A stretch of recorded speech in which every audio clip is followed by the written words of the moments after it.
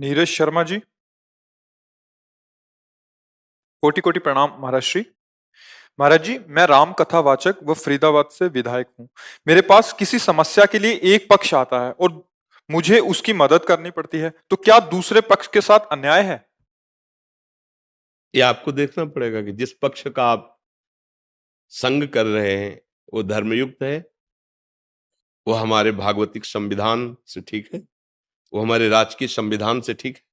अगर ठीक है तो हम पक्ष लेते हैं, इसको बता देते हैं कि आप हमारे पास आए हो, हम उत्तम सलाह देंगे, पहले आप अपने आचरणों को सुधारिए, फिर हम आपको सपोर्ट करेंगे। अगर आचरण हमारे राजकीय विधान के प्रतिकूल है या शास्त्रीय विधान के प्रतिकूल है तो हम आपका सहयोग नहीं कर पाएंगे। अगर अधर्म का पक्ष देंगे तो फिर आपका सहयोग नहीं होगा, अधर्म में सम्मिलित होंगे। आप हमारे पास आए हो, अगर आप हमें लगता है कि जिस बात का आप सहयोग मांग रहे हो वो शास्त्र सम्मत है और हमारे राज्य की विधान कानून के अंतर्गत है, क्योंकि आपने एक पद का नाम लिया तो ये राज्य की विधान से सम्मानित पद है। जितने भी लोग आपकी सेवा में आते हैं उनमें ऐसा आपका व्यवहार है जैसे एक घर का बड़ा बुजुर्ग अपने बच्चों से प्यार करता है, वैसे जितना आपका क्षेत्र है उस क्षेत्र का धर्मी अधर्मी पापी उत्तम अधम सब आपके प्यार और दुलार और शासन तीनों के अधिकारी हैं। अगर वो अधर्म युक्त आचरण करता है तो जैसे अपना बच्चा गलत करता है तो दो चार थप्पड़ लगाते हैं, ऐसे ही भाव से हम उस पर शासन करेंगे। स्वार्थ, किसी भी तरह का प्रलोभन, किसी भी तरह का सांसारिक संबंध दबाव, ये अगर है तो फिर वो ठीक निर्णय नहीं कर पाएगा। ठीक निर्णय तभी कर सकता है जब कानून और भागवतिक विधान दोनों का परिचय प्राप्त हो और सामने वाला जो सहयोग मांगने आया है वो अधर्म से हटकर धर्म में चलने वाला है, फिर चाहे हमारे प्राण चले जाएं उसका सहयोग करेंगे और आगे उसको बढ़ाएंगे। और यदि अधर्म युक्त है तो वो या तो गलती स्वीकार करे और दंड भोगे, और अगर ऐसा लगता है कि एक बार क्षमा करने से यह अधर्माचरण छोड़ देगा और वास्तविक छोड़ देगा, इसका अधर्माचरण करने का स्वभाव नहीं लेकिन भूल हो गई, तो सहयोग करना चाहिए।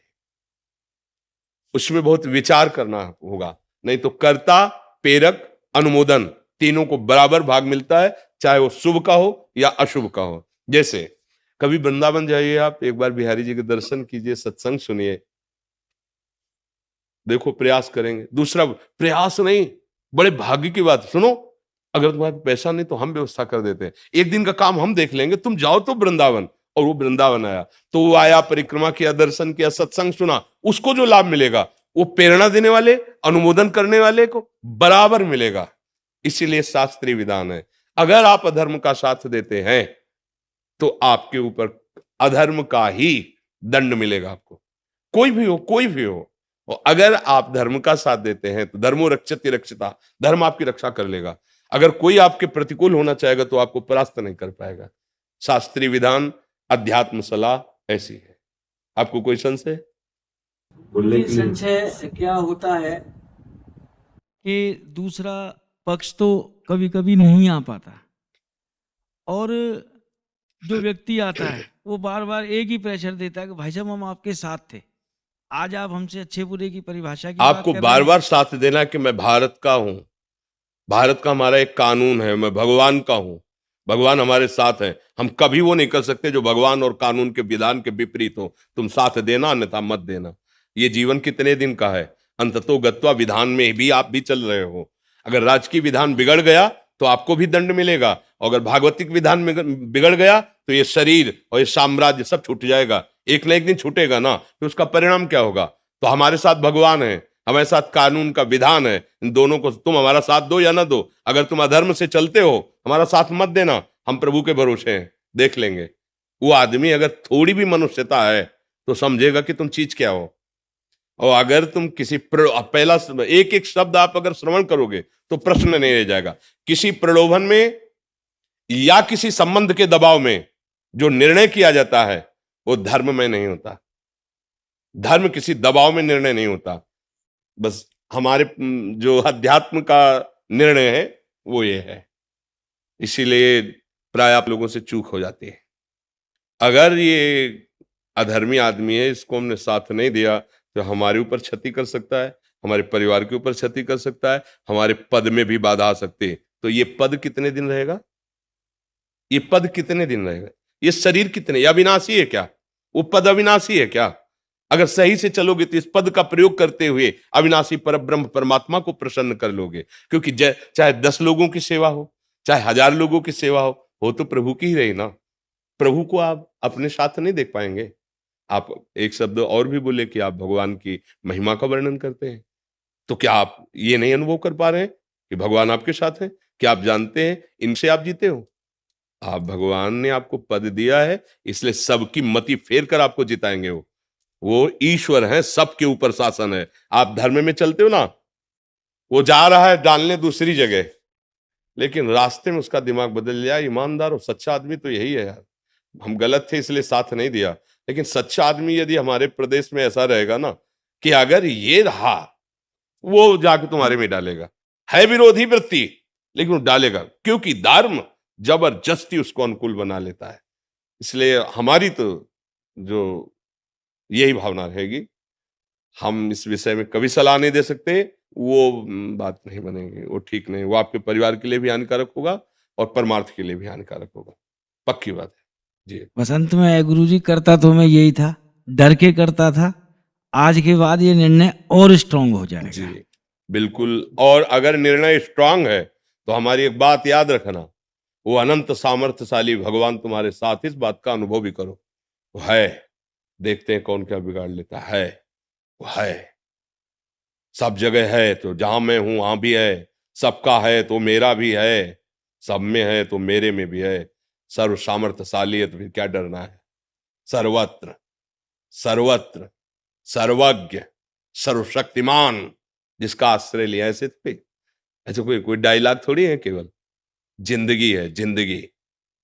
मृत्यु क्या चीज होती है देखा है, और कृपा क्या चीज होती है ये देखा है, और दोनों के बीच का युद्ध क्या होता है वो भी देख रहे हैं।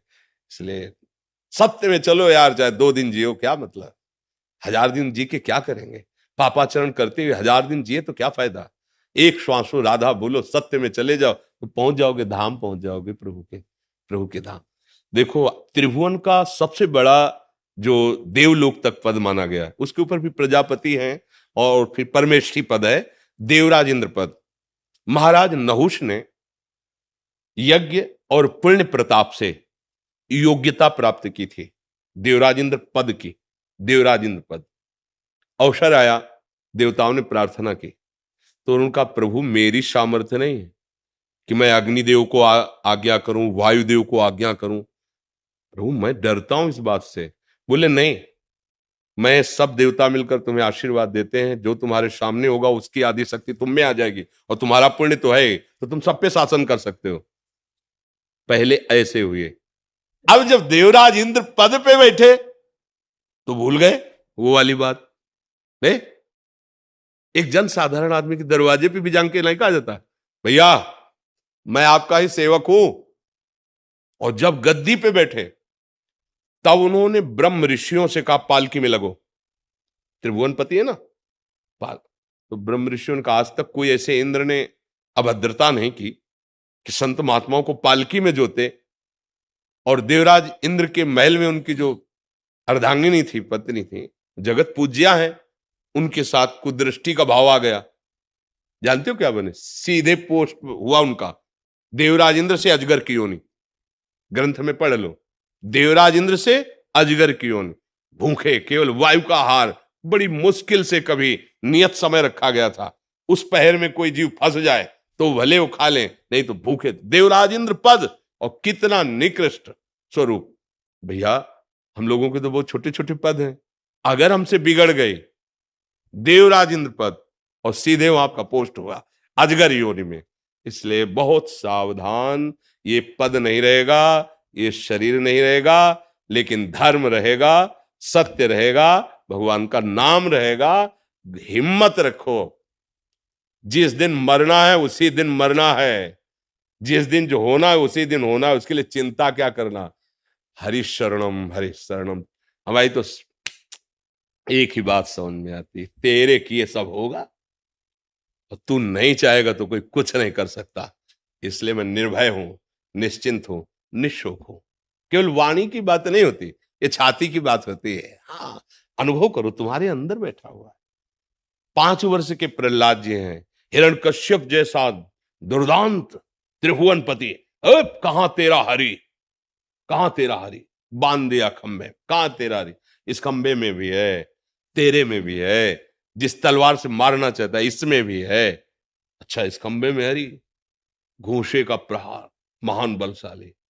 ऐसा भगवान का रूप ना कहीं पुराणों में लिखा था, न वेदों में लिखा था, न किसी महात्मा ने ऐसी भावना भी नहीं की थी। एक अलौकिक रूप, और ऐसी दहाड़ मारते हुए निकले कि तलवार ढाल गिर गई, मूर्छित होके गिर गया।